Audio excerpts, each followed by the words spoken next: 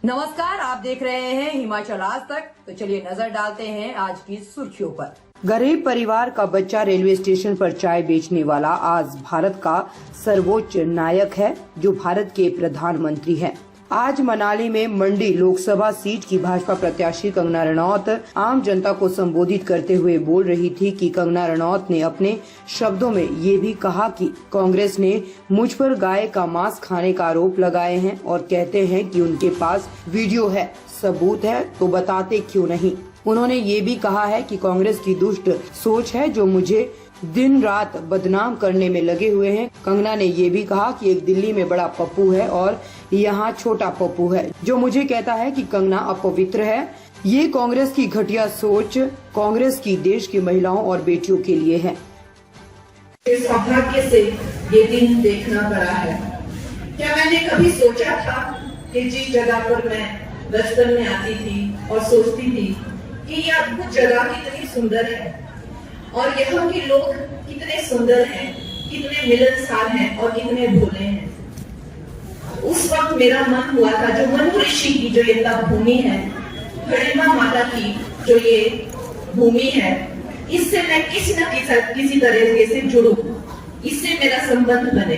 और अवश्य ही वो दिन आया जब मुझे शहरों में बहुत ऊंचा मुकाम मिला, तो मेरा दिल ऐसा और वहां के शहर के शोर शराबे से दूर कहीं अपना घर मनाली के किसी कोने में बनाऊं।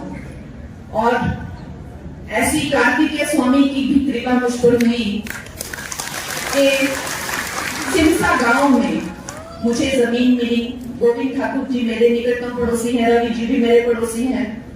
और ये इतनी विचित्र घटना है कि मेरे माता पिता जानते हैं कि जब हम वहां भूमि पूजन कर रहे थे और समस्त सिरसा गांव वाले भी, हमारे पंडित जी भी हैं जो कार्तिकेय स्वामी जी के मंदिर की पूजा पाठ करते हैं, कि वहां पे जब हमने पूजा के लिए नारियल रखा तो वो नारियल स्वयं ही फूटकर 2 टुकड़ों में हो गया।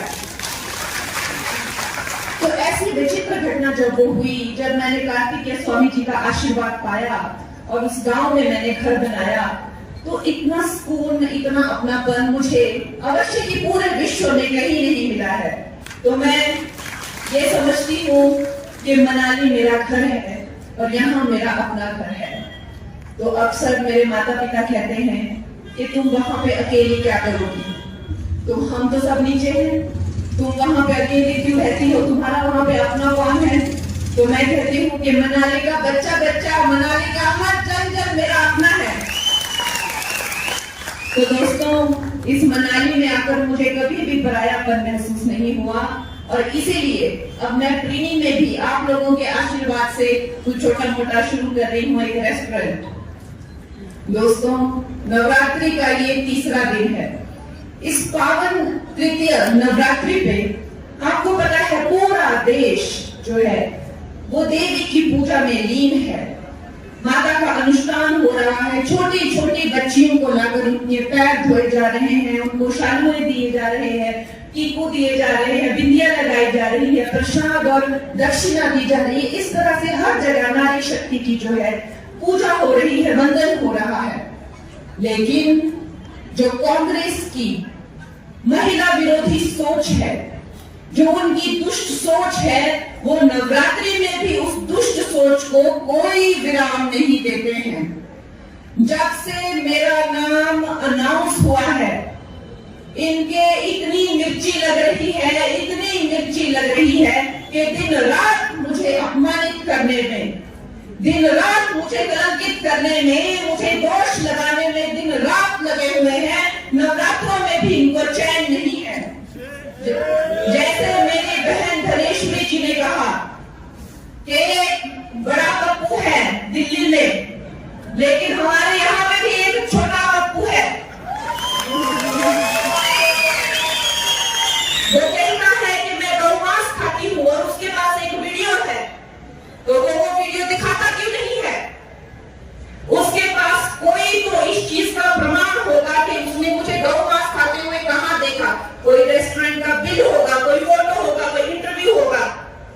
झूठा और एक नंबर का पलटूबाज है ये छोटा पप्पू।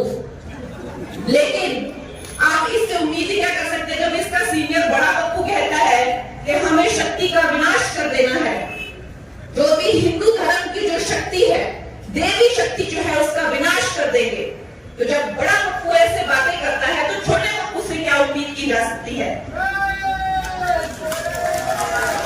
छोटा बापू मुझे कहता है कि ये कलंकित है, ये अपवित्र है और इसको देवभूमि में आगे पवित्र होना चाहिए। मैं उसको पूछना चाहती हूँ कि उसे क्यों लगता है कि मैं अपवित्र हूँ? क्योंकि मैंने अपने बाप के नाम के बिना, अपनी माँ के नाम के बिना, अपने आप खुद अपना नाम मुंबई नगरी में बनाया, इसलिए उसको लगता है मैं अपवित्र हूँ। उसको क्यों लगता है मैं अपवित्र हूँ? क्योंकि मैं पॉलिटिक्स में आना चाहती हूँ।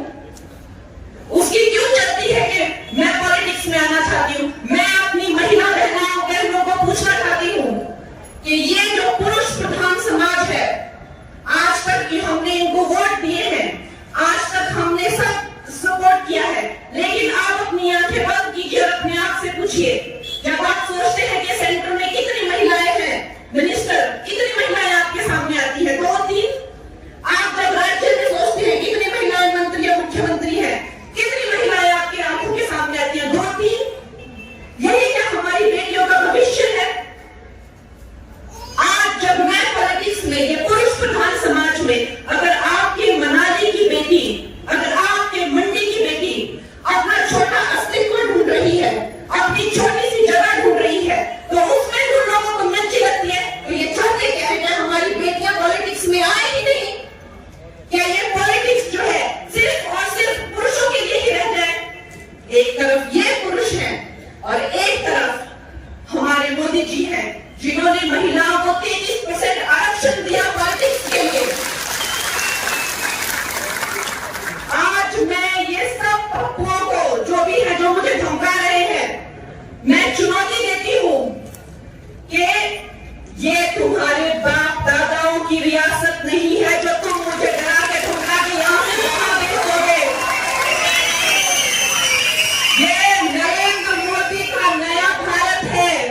यहाँ एक छोटा सा गरीब माँ का बच्चा जो चाय बेचता था रेलवे स्टेशन पर, आज वो इस धरती का, इस देश का सर्वोच्च नायक है, सर्वोच्च प्रधान है। देश दुनिया की खबरों को देखने के लिए जुड़े रहे हिमाचल आज तक के साथ।